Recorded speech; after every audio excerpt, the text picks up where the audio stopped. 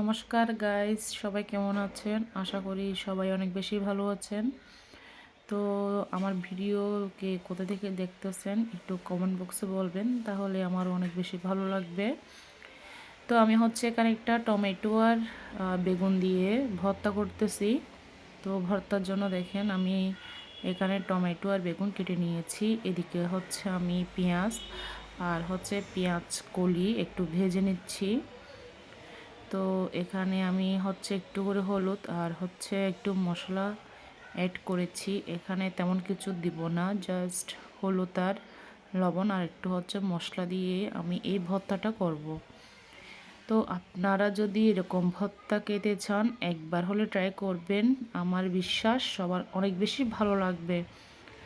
এরকম একটা ভর্তা থাকলে আপনার এক নিমেষে ভাত খাওয়া হয়ে যাবে আমার মনে হয়, সাথে আর কিছু লাগবে না। আমার তো অনেক বেশি ভালো লাগে। আর আমি এ ভর্তা যাকে খাওয়াইছি সেও বলে নাকি এ ভর্তা অনেক বেশি টেস্ট। তো দেখেন আমি কীভাবে ভর্তাটা করতেছি। আমার এই শীতের মধ্যে মানে ভর্তাটা করা হয় নাই, তো ভাবলাম শীত যেহেতু চলে যাচ্ছে একবার খেয়ে নিই। আসলে সিজনে যেটা মানায় সেটা খেতে হয়। এই যে দেখেন ভর্তার ফাইনাল লুক, দেখছেন কত লোভনীয় লাগতেছে। তো একবার হলে ট্রাই করবেন, দেখবেন অনেক বেশি ভালো লাগবে। আর কে কে খেতে চান আমার হাতের রান্না, চলে আসবেন আমার বাসায়। তো খুব মজার মজার রান্না করে খাওয়াবো। তো ওটা তো রান্না হয়ে গিয়েছে। এদিকে কর্ণফুলী নদীর বড়ি মাছ, একদম ছোট বড়ি মাছ, তবে ছোট না, সাইজটা একটু বড়। তো আমি রান্না করার জন্য এখানে পেঁয়াজ আর কাঁচা লঙ্কা একটু হালকা বাদামি করে ভেজে নিচ্ছি। আসলে আমার রান্নার সাথে হয়তো বা কারো রান্না মিলও না থাকতে পারে।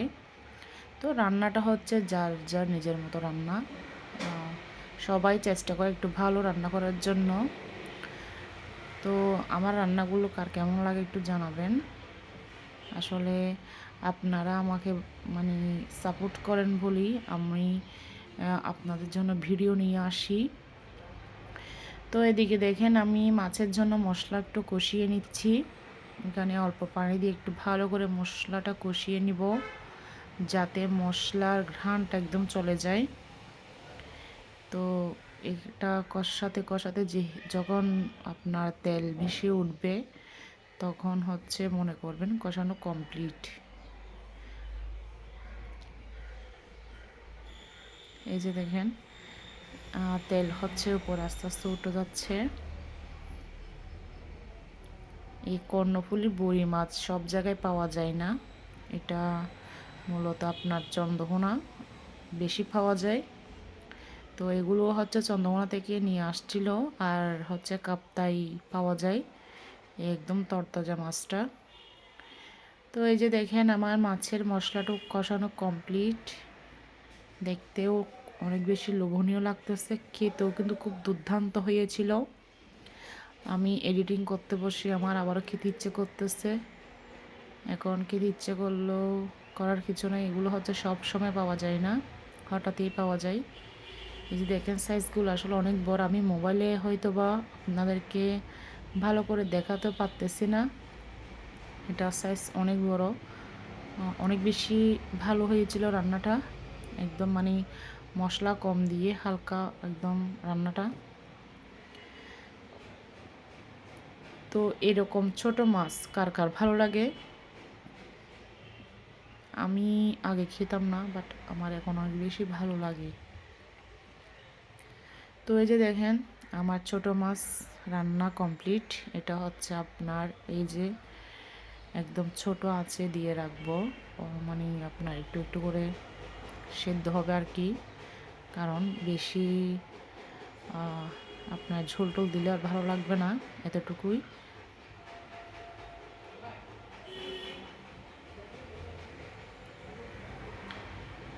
এরপর আরেকটা রান্না হচ্ছিল, আরেকটা রান্না পালং শাক। শীতের সিজন তো চলেই গেল, তারপরেও পালং শাক যেহেতু পাওয়া যাচ্ছে,